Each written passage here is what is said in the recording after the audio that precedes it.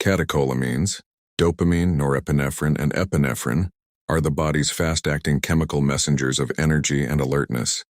They're synthesized from the amino acid tyrosine, derived from dietary protein. When you eat protein-rich foods such as meat, fish, eggs, or yogurt, you provide the building blocks for dopamine production, which in turn converts to norepinephrine and epinephrine.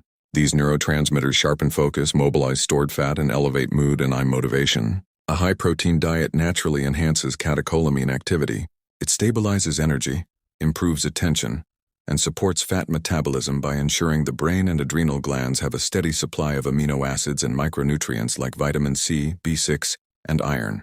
This is why many people feel mentally clear and physically steady on higher protein, lower carbohydrate diets. Yet, there's a limit to how long the body can run on pure stimulation.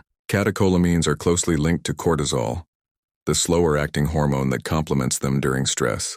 Cortisol's job is to keep blood glucose stable when the brain perceives threat or fatigue. If dietary protein is low, cortisol must break down muscle tissue to release amino acids for energy.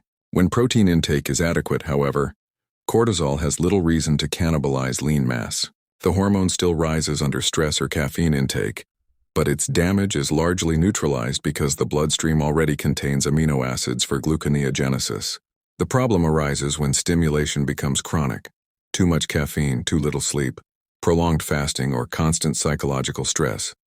In that state, catecholamines stay elevated, the nervous system remains sympathetic, fight or flight, and cortisol stays high. You may feel wired yet tired, anxious, restless, or unable to sleep despite exhaustion. Over time, this can blunt receptor sensitivity and deplete neurotransmitter reserves, leading to burnout and metabolic slowdown. This is where carbohydrates come in as a biological brake pedal. Consuming carbohydrates triggers insulin release, which lowers circulating catecholamines, blunts cortisol output, and increases brain serotonin levels, restoring calm. Carbs literally signal to the body that food is available and danger has passed.